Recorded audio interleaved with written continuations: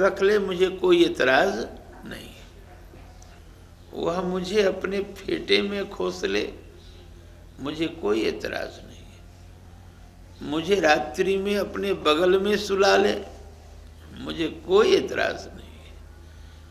और मुझको लाठी बनाकर गायों की चरवाही करवा ले, मुझे कोई एतराज नहीं है।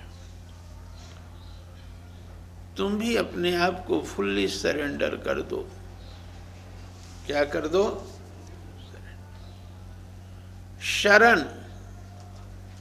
शरण किसको कहते हैं? Where there is no head. सर न, क्या हो गया? सर न, शरण। Where there is no head. इसीलिए हमारे तुम्हारे शरीर में तो और भी अंग हैं, हाथ है, नाक है, कान है, पाँव है, लेकिन अपने से बड़ों के सामने मत्था ही टेको। ऐसा क्यों? सिर ही झुकाओ, हाथ झुकाओ, टांग झुकाओ, और भी बहुत अंग है, झुका दो, लेकिन सिर ही क्यों झुकाओ? सिर इसलिए झुकाओ मेरे श्रोताओं कि इसमें बुद्धि है। इसमें क्या है? बुद्धि। इसलिए जो तुम्हारे बुजुर्ग हों, माता पिता हों, गुरु हों, उनके सामने सिर दे दो। मतलब कह दो कि आज से मेरा अपना कोई सोच नहीं, मेरा अपना कोई निर्णय नहीं है। ये सिर आपको दे दिया, बुद्धि आपको दे दिया, जैसी आप आज्ञा करेंगे वैसा मैं कर लूंगा। जैसी आप आज्ञा करेंगे वैसा मैं कर लूंगा। आपकी आज्ञा को मैं कार्यान्वित कर रहा हूं। आपकी आज्ञा को मैं कार्यान्वित कर रहा हूं। इसलिए सफल होऊंगा या सफल न होऊंगा तो इसमें मैं दोषी नहीं होऊंगा। तुमने जैसा कहा वैसा मैंने किया। रावण के सिर में जब बुद्धि कुलबुलाती थी ना, तो सिर काट के ही गुरुजी को दे देता था। यह रखो गुरुदेव, मुझे बुद्धि से कुछ लेना देना। तो शरण, where there is no head. क्या कह रहा था? समर्पण कर दो, फुल्ली डेडिकेशन। पुरुष तो ऐसे समर्पण करे कि लेट ही जाए। साष्टांग दंडवत कहते हैं ना, साष्टांग दंडवत। दंडवत किसको कहते हैं? ये दंडोत करो, दंडवत क्या है? दंड कहते हैं लाठी को। किसको कहते हैं? लाठी को कहते हैं। जब हम किसी के सामने दंडवत गिरते हैं तो हम उनको समझाते हैं कि मैं आज से आपके हाथ का दंड हूं। जिस प्रकार से दंड हिलने डुलने के लिए स्वतंत्र नहीं है, जिसकी हाथ में है वह जैसे हिलावे डुलावे, जैसे नचावे, उसी प्रकार से मैं आपका दंड बन चुका हूं। आप जिस प्रकार से मुझे नचावे। तो बांसुरी हिलती डुलती भी नहीं है, जैसा कृष्ण नचावे जैसा करे। बड़े विलक्षण विलक्षण भाव हैं। धन्यास्म मूढ़ मतयोपि हरिण्येता, या नंद नंदन मुपात विचित्र वेशम, आकर्ण्य वेणुरणितम सह कृष्ण सार, पूजाम दधुर विरचिताम प्रणयावलोक। कितना विलक्षण। समय नहीं रहता है, नहीं तो एक एक श्लोक की व्याख्या कई कई दिनों में पढ़ लो। गोपियां कहती है, आपस में वार्तालाप करती हैं कि हम धन्य नहीं हैं, धन्य है जानवर। हम धन्य नहीं हैं, धन्य है कौन? जानवर। ये हिरणी धन्य है। जब कृष्ण बांसुरी बजाते हैं तो ये हिरणी स्वयं भी जाती है कृष्ण के पास और अपने पति को भी साथ में लेकर जाती है। दूसरे तरफ जब कृष्ण बांसुरी बजाते तो हम गोपियां अपने पति से कहती हैं कि कृष्ण के पास चलो, तो अपने क्या जाएंगे, हमको भी घर में कमरे में बंद कर देते हैं, जंजीर चढ़ा देते हैं, ताला लगा देते हैं। तो हमसे अच्छा तो यह हिरणी है जो अपने पति के साथ वेणु वादन परायण कृष्ण के पास दौड़ी चली जाती है। पत्नी धर्म पत्नी है, इसलिए पत्नी की बहुत बड़ी भूमिका अपने पति के उत्थान में, अपने पति के उत्थान में। जैसे भी हो, जिस तरह से भी हो, अपने पति को धर्म के काम में लगाओ। इस प्रकार से ये सब गोपियां अपनी मनोदशाओं को व्यक्त करती हैं और समास में यह वेणु गीत है। कोई भजन वेणु गीत पर याद हो तो सुनावें आप लोग। बजे धीरे धीरे श्याम तेरी बंसी बजे धीरे धीरे, बजे धीरे धीरे श्री यमुना के तीरे, बजे धीरे धीरे श्री यमुना के तीरे, कान्हा तेरी बंसी बजे धीरे धीरे, कान्हा तेरी बंसी बजे धीरे धीरे।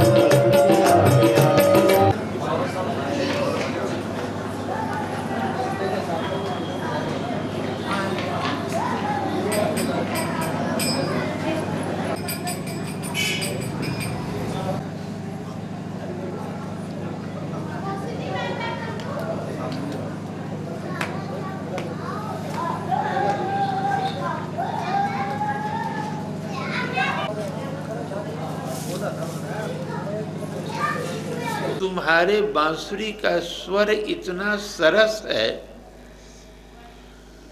कि जो जलावन है ना हमारा, तुम जब बांसुरी बजाते हो तो बांसुरी की सरसता से वो जलावन गीला हो। वृंदावन में 3 का महत्व है, रेणु, धेनु और बेनु। किनके महत्व हैं? रेणु, धेनु और रेणु ब्रजरज। कृष्ण भी खाते थे, ब्रजरज कृष्ण भी खाते थे। श्री कृष्ण जब मिट्टी खाते थे ना, तो एक दिन बलदेव जी यशोदा मैया से शिकायत की कि तुम्हारा मुन्ना मिट्टी खाया है। श्रीमद् भागवत महापुराण के प्रसिद्ध टीकाकार हैं श्रीधराचार्य। कृष्ण बोले, नाहम भक्षितवान अम्ब सर्वे मिथ्या विशंसिनः यदि सत्यस गिरस्तरहि समक्षम पश्चिमे मुखम। मैया ये सब झूठ बोल रहे हैं, मैंने मिट्टी नहीं खाई। झूठ तो कृष्ण तुम बोल रहे हो, मिट्टी खाए हो। कृष्ण कहे मैंने मिट्टी नहीं खाया।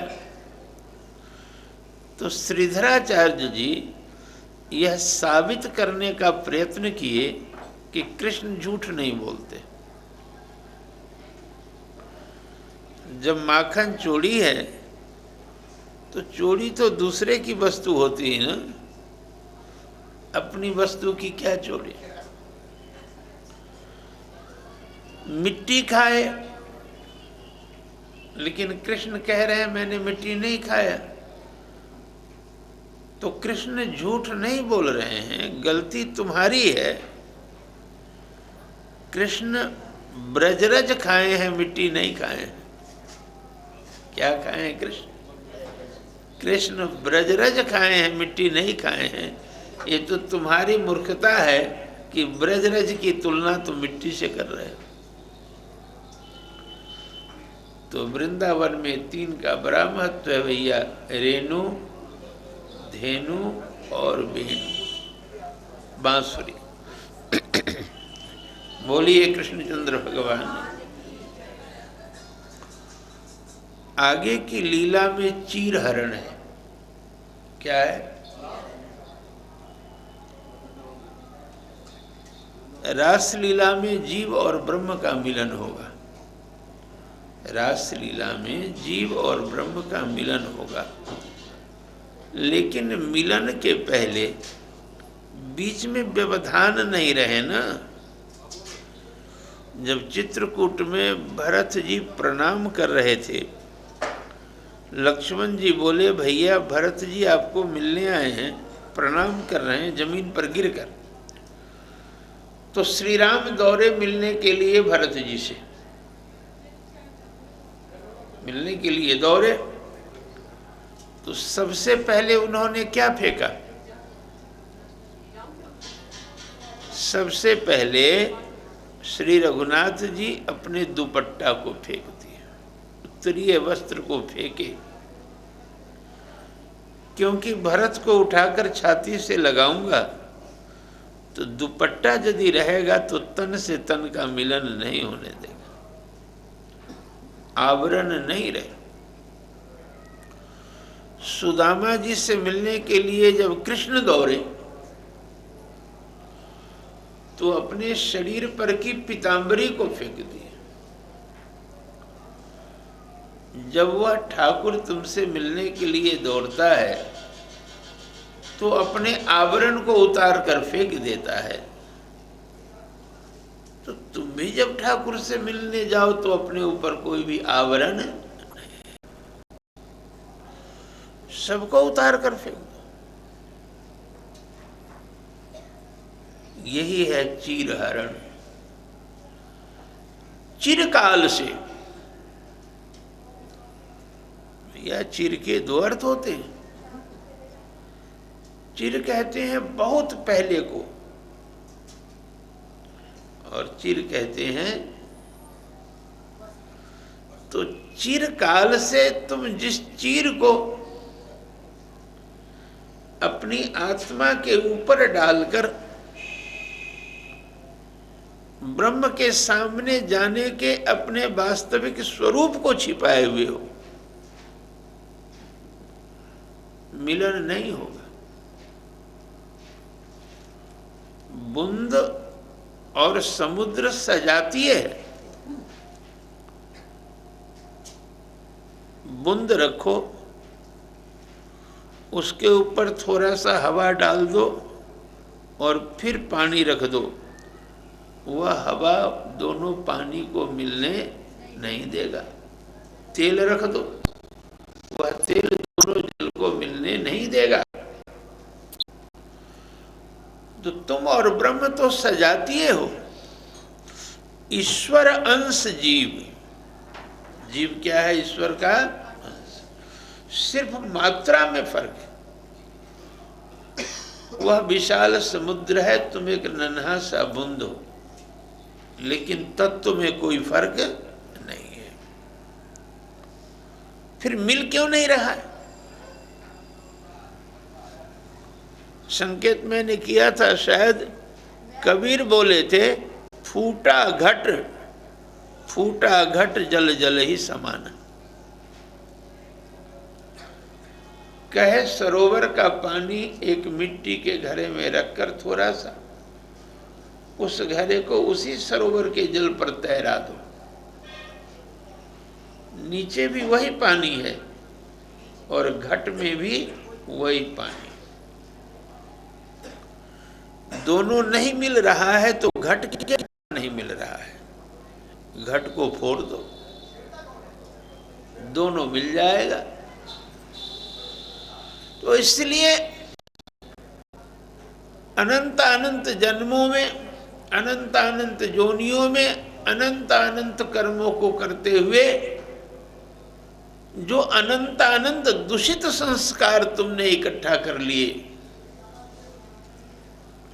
बात तो बड़ी बड़ी याद आ रही है, लेकिन विषय गंभीर है। राजा जनक का एक नाम क्या था? विदेह। क्या कहते थे जनक को? विदेह का अर्थ है जहां देह नहीं है। अब तुम्हें मैं बताता हूं कि चिराग जल रहा है, उसके ऊपर शीशे की एक चिमनी डाल दो। यदि यह कांच एकदम साफ है तो 2 गुण इसमें है। कांच में यदि कोई गंदगी नहीं है तो 2 गुण इसमें। एक गुण तो यह है कि तुम इस कांच को देख नहीं पाओगे। कांच यदि विशुद्ध है तो देख नहीं पाओगे। और एक वह प्रकाश के 1% भाग को भी नहीं रोकेगा। जो चिराग का प्रकाश है ना, उसको नहीं रोकेगा। उस कांच को फाड़कर प्रकाश बाहर आ जाएगा। आ जाएगा कि नहीं है? तो आत्मा जो है ना, वह चिराग है। क्या है? इस पर एक पहला कांच पड़ा हुआ है, वह है बुद्धि का। बुद्धि में कोई गंदगी नहीं है तो तुम उस कांच को देख नहीं पाओगे। और यह कांच आत्मा के प्रकाश को बाहर कर देगा। अब इसके बाद फिर एक पर्दा है, कांच का ही है, वह है मन। यदि इसमें भी कोई गंदगी नहीं है, निर्मल है मन, तो प्रकाश को वह भी बाहर कर देगा, उसको भी नहीं देखोगे। अब आया वासना, शरीर, इंद्रियां, इसमें भी कोई गंदगी नहीं है तो यह भी दिखाई नहीं पड़ेगा और प्रकाश इसको भी फाड़ कर बाहर चला जाएगा। राजा जनक के शरीर के अंदर की आत्मा का जो प्रकाश था, उस प्रकाश को 3 शीशों में से बुद्धि, मन और इंद्रियां, इन 3 शीशों में से कोई भी नहीं रोका, शीशे दिखलाई भी नहीं पड़े, परंतु इसे विदेह कहा गया। लेकिन जिस अनुपात में कालिख शीशों में पुतता जाएगा, उसी अनुपात में यह दिखाई भी पड़ने लगेगा और प्रकाश को भी उसी अनुपात में रोकना शुरू कर देगा। यदि कांच पूरा गंदा है तो प्रकाश को पूरा का पूरा रोक देगा। राम के अंदर भी वही विष्णु है और रावण के अंदर भी वही विष्णु है। क्या हम यह कहेंगे कि रावण के अंदर परमात्मा नहीं है, तो सारी हिंदू संस्कृति खत्म हो जाएगी, हिंदू मैथोलॉजी खत्म हो जाएगी। क्योंकि हमारा दर्शन तो कहता है सब जगह राम है। तो राजा दशरथ के बेटे ब्रजवासी कृष्ण से कहे, तुमने ही इंद्र की पूजा बंद करवा के गिरिराज की पूजा करवा दी, अब यह ब्रज डूबेगा। कृष्ण कहे, ब्रज नहीं डूबेगा। हे गिरिराज भगवान, इंद्र कोप किया है, बहुत वृष्टि हो रही है, हम लोगों की गौवें, घर, झोपड़ी सब बह जाएगा, कृपा करो। फिर आंख खोल करके कृष्ण कहे, बोल दिए हैं कान में मुझको, ये फूल के समान हल्के हो गए हैं, इन्हीं को छाता की तरह उठा लो, इसके नीचे हम लोग आनंद लें। उठाने वाले कृष्ण थे, लेकिन निमित्त थे सभी उठा रहे थे। किसी का सिर लंबाई कद बड़ा था तो सिर लगा दिया,